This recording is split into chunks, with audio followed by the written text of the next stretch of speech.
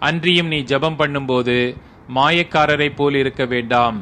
மனுஷர் காணும்படியாக அவர்கள் ஜெப ஆலயங்களிலும் வீதிகளின் சந்திகளிலும் நின்று ஜெபம் பண்ண விரும்புகிறார்கள்.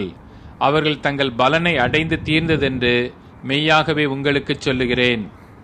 நீயோ ஜெபம் பண்ணும்போது உன் அறை வீட்டுக்குள் பிரவேசித்து உன் கதவை பூட்டி அந்தரங்கத்தில் இருக்கிற உன் பிதாவை நோக்கி ஜெபம் பண்ணு. அப்பொழுது அந்தரங்கத்தில் பார்க்கிற உன் பிதா வெளியரங்கமாய் உனக்கு பலனளிப்பார். அன்றியும் நீங்கள் ஜெபம் பண்ணும்போது அஞ்ஞானிகளைப் போல் வீண் வார்த்தைகளை அலப்பாதேயுங்கள். அவர்கள் அதிக வசனிப்பினால் தங்கள் ஜெபம் கேட்கப்படும் என்று நினைக்கிறார்கள். அவர்களைப் போல நீங்கள் செய்யாதிருங்கள். உங்கள் பிதாவை நோக்கி நீங்கள் வேண்டிக் கொள்ளுகிறதற்கு முன்னமே உங்களுக்கு இன்னது தேவை என்று அவர் அறிந்திருக்கிறார்.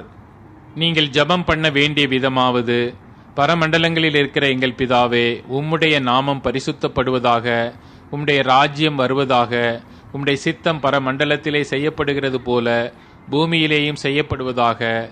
எங்களுக்கு வேண்டிய ஆகாரத்தை இன்று எங்களுக்கு தாரும். எங்கள் கடனாளிகளுக்கு நாங்கள் மன்னிக்கிறது போல எங்கள் கடன்களை எங்களுக்கு மன்னியும்.